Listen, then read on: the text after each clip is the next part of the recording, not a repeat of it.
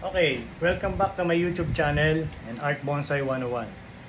So ito na yung vlog number 6 natin. So continue natin yung 4 and 5. So ito yung 6. So may nagtanong sa akin tungkol doon sa paano daw ba palakihin yung fusing ng Ficus microcarpa. So halimbawa na lang meron tayong fuse na tronco, pwede pa tayo magdagdag kagaya ng ginawa ko dito. So itong puno na nasa harap natin na to is naglalaro siya ng mga 6 years na. Magsa 7 years old na to. So, although mabagal yung proseso kasi hindi ko naman minamadali dahil pinag-aaralan ko yung puno na hanggang matapos siya. Ayoko kasi na minamadali yung puno. Ngayon, ito na siya. So, ayan siya ngayon. Yan. Okay. So, dati, wala ito. Wala yan. Wala ito. Wala ito. Yan. Yan. Ito. So lahat ng tinuro ko na yun, wala yan. So dagdag lang yan. Dati ang tronco niya ganyan ang kalaki. Hanggang ganyan na siya ngayon kalaki. Gawa nung nagdagdag tayo sa kanya. So hindi tayo nagdadagdag basta-basta. So may purpose yung pagdadagdag natin. Gawa nung ginawa ko ngayon na to, kaya ako nagdagdag, gumawa ako ng nibari sa kanya. So ito yun. Yan yung nibari yung tinatawag. Yan. Kaya ako siya dinagdagan, hindi sa pagpalaki ng katawan, kundi yung base niya ay lumapad. Lumapad siya, mag-width. Okay. So ayun na ngayon siya. So although yung dinagdag ko na yan sa loob ng isang taon kalahati, o malalaki na kasi nung nilagay ko, so matagal siya mag-fuse, hindi kagaya ng tinuro ko nung una sa 4 and 5 na yung maliit lang na cuttings na kagaya nito, sandali lang mag-fuse kasi wala pang kahoy yan, lumalapat kagad siya. Hindi kagaya ng ganito kalahati.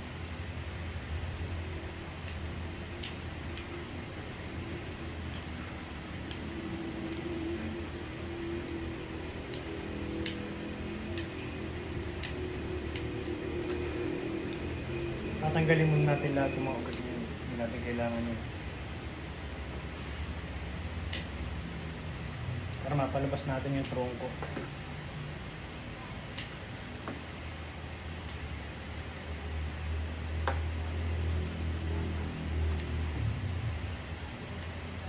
Tapos niyan, mag-ano tayo, mag-brand selection na tayo sa kanya.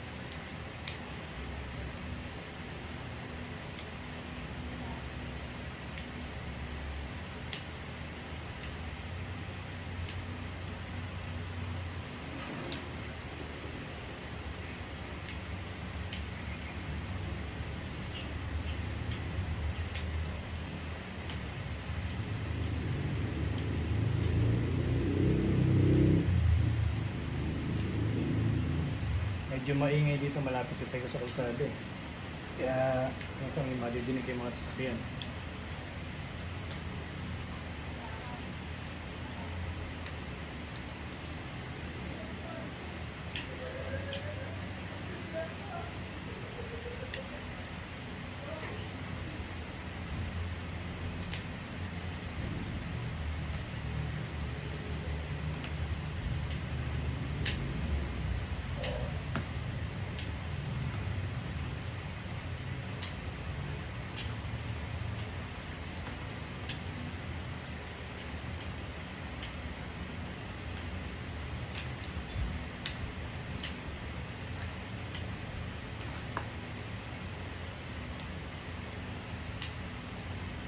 Now, makikita nyo yung tinang lumilinis. Makikita na yung tronco.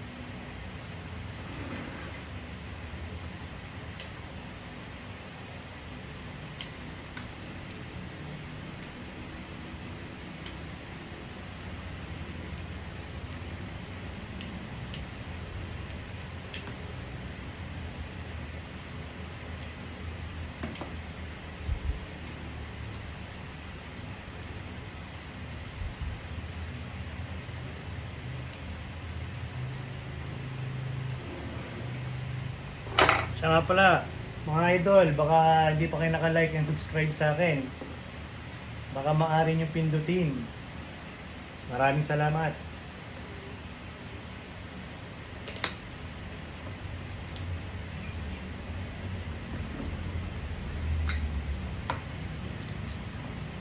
Ayan, nakita nyo, unti na siya lumilinis, nakikita na yung trongko. Ayan. So may mga part na palalapatin natin yan. Ang kagandahan sa kanya, ito, yung space na yan, maganda yan. Huwag natin lalagyan na dito para lang bibilog kasi siya pagka nilagyan natin sa mga parte na yan. Okay lang na mayroon siyang ganyan, na may mga ganitong parte. Kasi ito, magiging litid yan. Yan, magiging litid yan. Kung nakita niyo yung mga po sa ibang bansa na ibis na, na banyan, ganun yung gagawin natin.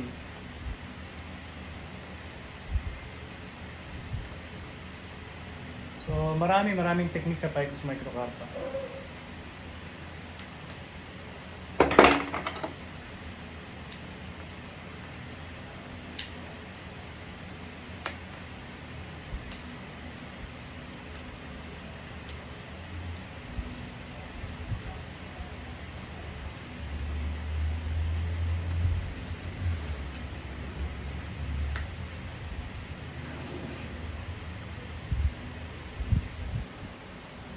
Ngayon, magbabrand selection na tayo. Nalinis na natin to, yung parte na yan. Pero, meron pa mga natira sa baba.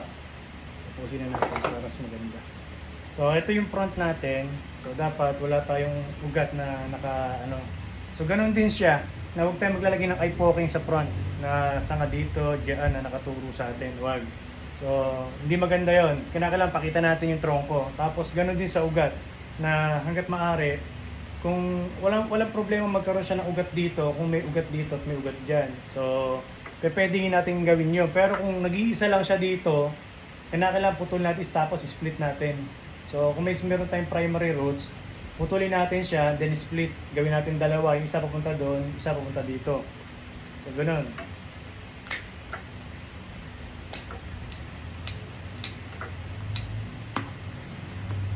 Gaya yan, ito yung dalawang ugat na ito, ayan. So, ayan. Ito niya, papunta to doon, tsaka ito papunta doon. Ito, papunta to dito, tsaka ito papunta dito. So, open yan. So, pwede kang maglagay ng ugat dyan, nalang kaso yun. Huwag lang siyang sa harap na nakaturo sa atin.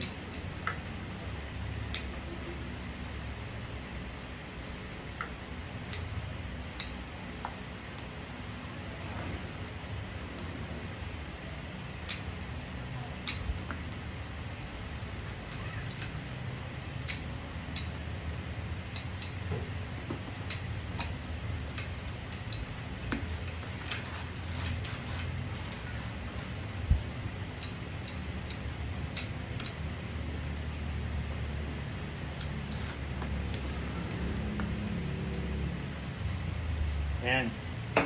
Nalinis na natin. So, kita na yan. Na-highlight na natin yung tronco niya. Ayan. So, kita na siya. Ngayon, ang gagawin natin, magba-branch selection tayo sa kanya. So, ito yung first branch natin. Meron tayong primary. So, split na siya ng dalawa. So, ang tawag ko dito is 1 and 3. So, yung number 2 natin, nandito tutubo sa, nandito tutubo yan sa part na yan. So, dito. Pupunta yan dyan.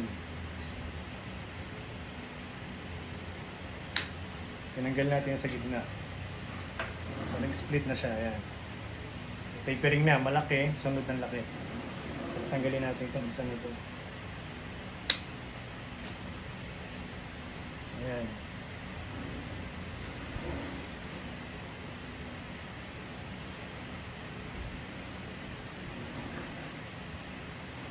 So, napili ko sa kanya na back. Ito. So, meron tayong clacking na tinatawag sa branches. So, sabihin na natin na baliktad siya kasi ang 4 natin dapat nandito di ba? So, iba-iba kasi yung puno natin. Merong ang first branch papunta diyan sa kanan at yung iba naman sa kaliwa. So, nangyayari 'yon na babaliktad. So, sa clacking, sabihin na natin na babaliktad natin yung clacking. Ang 4 o'clock natin is nandito. So, ito yung 4 o'clock. So, nasa 4 o'clock dapat tumubo yung first branch natin. So, paano natin masasabi na halimbawa sa top view ito tayo. Ayan. So ito yung top view natin. So yung tronco, yung first branch natin Yung first branch natin, paano ba? Bawa, ito yung tronco. Hindi tayo tutubo dyan sa 6 o'clock. Dapat dito siya. Dito siya tumubo sa 4 o'clock, hindi dito. Diyan dapat sa 4 o'clock. Ngayon, yung 8 o'clock, dito siya tutubo. Hindi dito. Hindi dyan. So, dapat dyan. So, dito, 4 o'clock, then 8 o'clock. Sa back naman, ito ang pinili ko. Sa set back natin mamaya yan, dadali natin yan ng 11 o'clock papunta to doon. Tapos yung isa naman, ito yung isa, dadali naman natin ng 1 o'clock. Kasi kapag ka naka 4 o'clock at 11 o'clock at 1 o'clock tayo, yung branches natin, kahit saan mo ikutin yan, may silip siya. For example, halimbawa, ayan yung front natin. Ito, silip yan dyan na naka ano dyan. Kita agad siya. So, nasa front ka, kita mo siya. Then, yung 1 o'clock, ito naman yung 1 o'clock. Pagka nandiyan ka, kita mo rin siya. Ayan. So, ganun siya. Kasi pag nilagay natin ng 12 o'clock yan, pag nasa front ka, hindi mo siya kita. So, dapat, nandun tayo sa basic na makita natin lahat ng branches natin. At, huwag natin sisiksikin yung branches natin para makita natin lahat ng flowing ng sanga. Kagaya nito. Ayan. Ang layo ng distance, oh. Di ba? Kasi pag ito nilatag to dyan, yung branches nito, pag binabayan dyan, magkakaroon ng negative space. Dahil ito hanggang dito pupunta yan. So meron siya negative space para masilip natin yung 11 o'clock branches na back branch. So same din siya dito, na ang layo din ng distansya niya. Ayan, ang layo din. Nung second branches natin, dito sa branches sa taas. So pagka yan, nagkaroon ng space, magkakaroon din dito, kita siya. So yun yun. So ito yung napili ko. So setback natin mamaya yan. Isa-isahin lang natin. So putulin na natin to. Putulin na natin to. Putulin na natin to. Putol na din to. Ayan siya. Tapos ito nag-proportion na yung secondary natin dito sa primary. So puputulin na natin yan.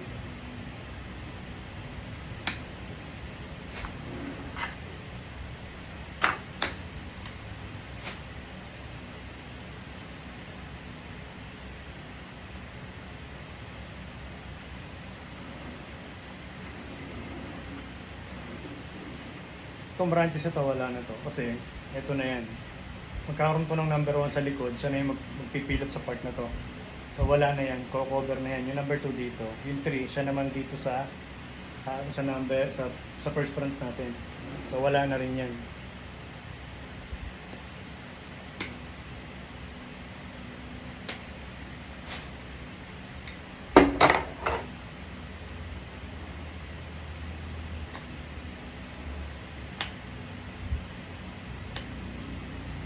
Nakikita ngayon natin yung tapering ng trunk natin.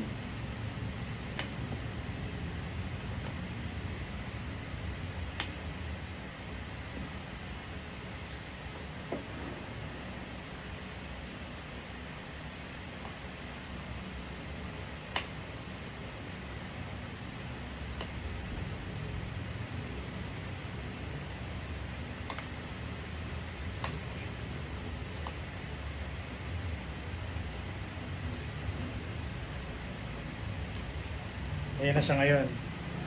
Lumabas na yung tapering. Malaki, maliit. Ayan na siya ngayon. Tapos, yung iba din natin puputulin gawa ng ito kasi 30% na to dito. So, yun nga pala sa setback ng puno. Sa akin sa ginagawa ko sa puno ko, nagse-setback ako ng primary branches ko is 30%. Kasi kaya sa 30%, pag nag-multiply kasi yun, nagkaroon na tayo ng 1-3. Yung dalawa na yun, magwa-wild yun eh. So pag nag-wild ngayon siya, akit siya ng 40%. Then, setback. Kapag na-setback na natin yung secondary 1, 2, 3 natin, magmo-multiply uli siya, nagpi-finish product na tayo, nasakto yung branches natin ng 50%. Hindi kagaya nung pinawild natin yung branches natin, tapos na-achieve kagad ng primary natin ng 50%, ang nangyayari sa kanya, pag sinetback natin, pag lumabas yung secondary 1, 2, 3, lumalagpas siya ng lumalagpas. So, sa akin, gusto ko kasi yung proportion talaga, kung ano yung natural na ano ng branches, ginagawa ko dun sa puno. Although, maliit lang siya sa simula dahil 30%, pero maganda naman yung dinudulot dahil ang nangyayari sa kanya, nagiging proportion at nagiging tapering siya mula umpisa hanggang dulo. So, kagaya nito, mapapansin nyo yung tronco ang laki. So, papaliit. Ganon din dapat doon sa sanga. So, yung tinuturo ko is basic na ginagawa ko sa araw-araw sa pagbubonsai ko. So, ayun siya. So, nagawa na natin. So, ito is 30%. Magpuputol na tayo dyan.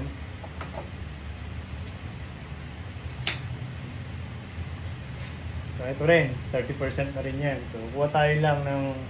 Kasi ito hindi na malilikot siya. Kuha tayo ng 1 node sa kanya. So, ito yung 1 node niya. Ayan.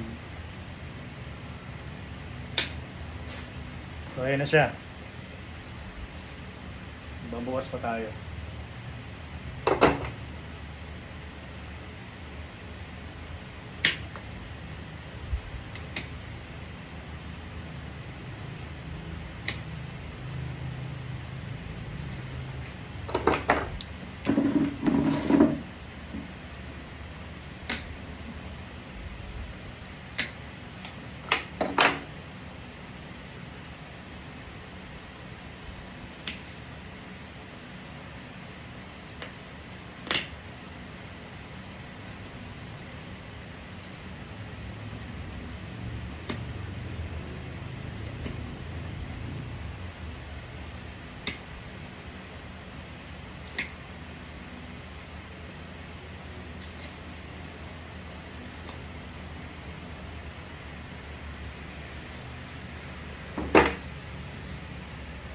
So, yun na siya ngayon. Tapos, ito ay proportion na to dito. Kunin lang natin itong isa na to. Siya. Ito, hindi pa natin puputulin kasi ngayon ko lang ginawa yan, dinikit ko. Ayan. So, kailangan pa natin parte na to. So, magagamit pa natin yan. Kaya ito hindi natin tatanggalin. Babawas lang tayo ng dahon.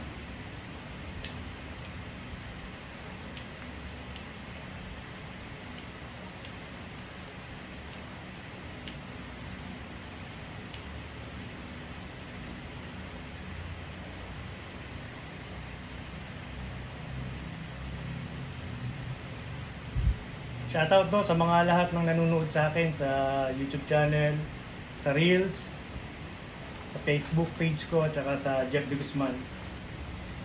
Maraming salamat sa mga sumusuporta sa akin.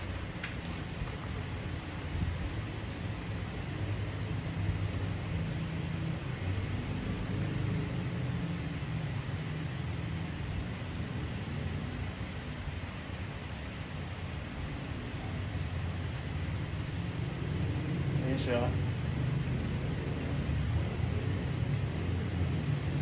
Kuha na natin itong mababa na ito. So, selpak na natin yan.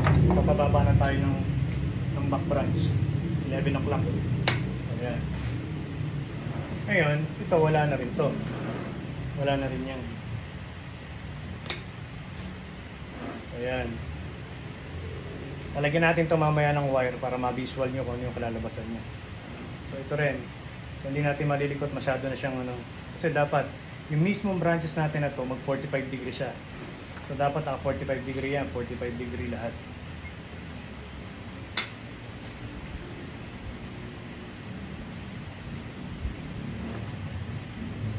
So, sa trunk na to, bugbog na siya na sa 1, 2, 3, 4, 5, 5.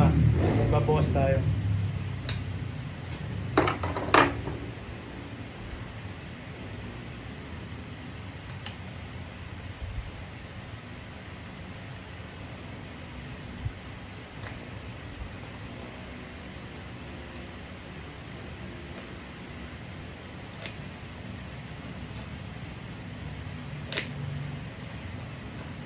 Yan.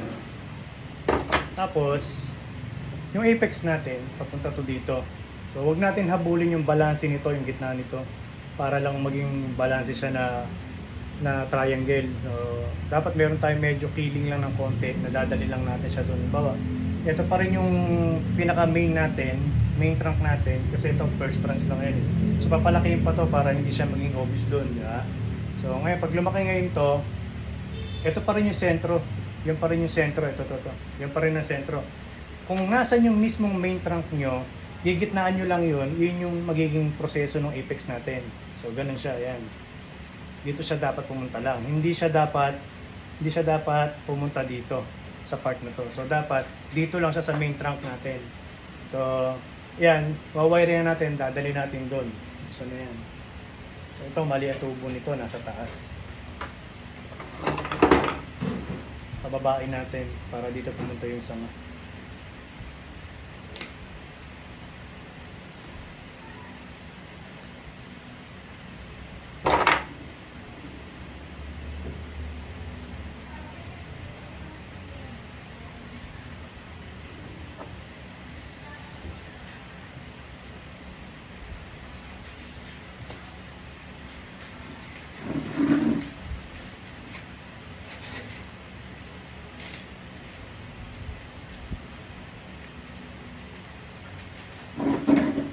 Ito, nakita nyo to.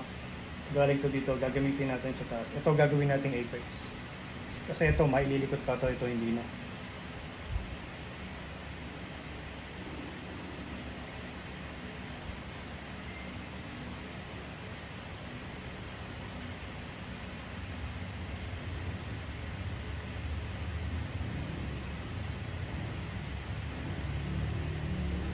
Hindi mo natin puputulin yan para yung taas, pag nag-wide siya, mabilis mag-fuse kasi parehas bata.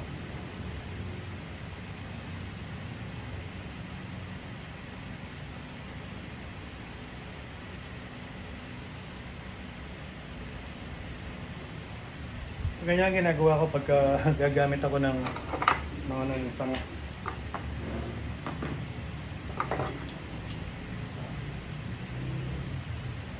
huwag nyo na masyadong higpitan to kasi gano'n yan. Siya na kusa maghihigpit niyan. Tapos, wawiringan natin to. Yung dalawa na yan.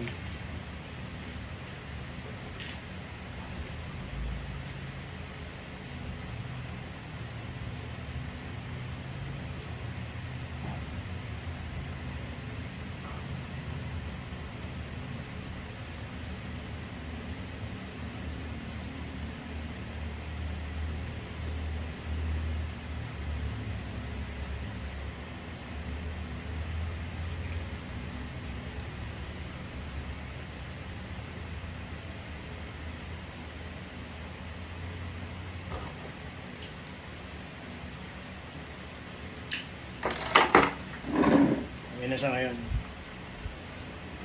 Ito na ngayon yung gagawin nating apex, hindi na ito. Pag ito ngayon nag-fuse na, puputulin ko na yan. Ito ngayon ang gagawin natin. Kasi siya yung madaling ilikot. Nagawa natin ang paraan. Dali natin dun. So ito yung sinasabi ko na kapag nasa sentro tayo, kapag ito yung mismong trunk natin, mula dyan hanggang dito, pag sinentro na natin yan, ayun siya. Ayan. Ayan mismo yung sentro. Diyan tayo magpupunta diyan natin dadalhin yung apex nun. Ayan. Diyan siya natin dadalhin.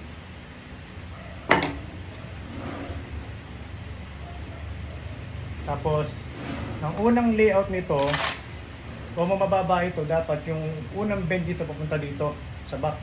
Para mahabol niya, magkakaroon tayo ng pads dito sa part na to. Kasi dito meron ng dalawa eh. So doon natin dadalhin yung unang layout sa likod.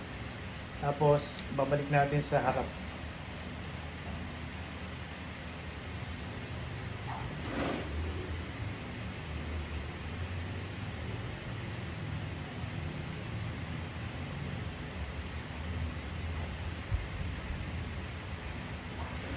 Ayan na siya ngayon.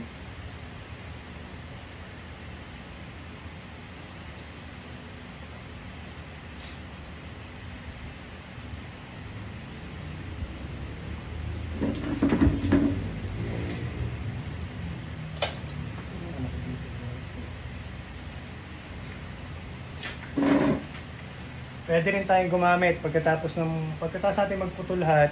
Ito, pwede to. Pwede natin gamitin to.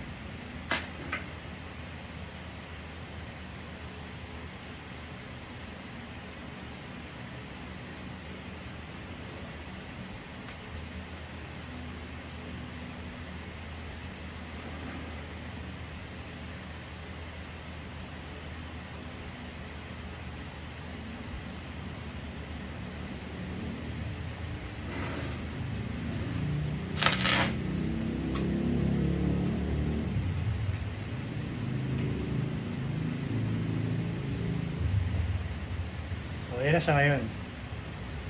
Meron na tayong fuse na Ficus microcarpa. Minimal lang ang branches, mas maganda kasi magiging malinis yung layout natin.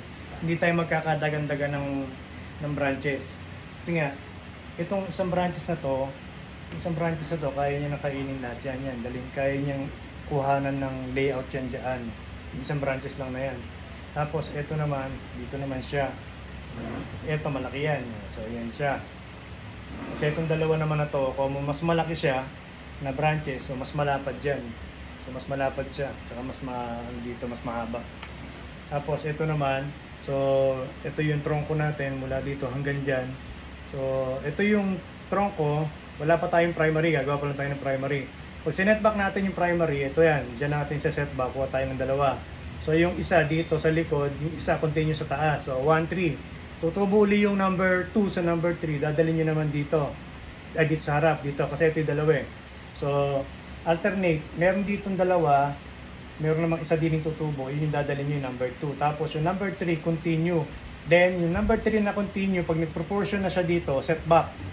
So, another generation ulit tayo. Gagawa tayo ng secondary generation. So, sa liit nito, hanggang 4th generation. Pero yung setback niya is 3rd generation lang. So, 1, 2, 3. 3rd generation lang siya. Then twiggings na, finished product na tayo pagka ganun. At yun lang po. Maraming salamat po sa panonood. Thank you.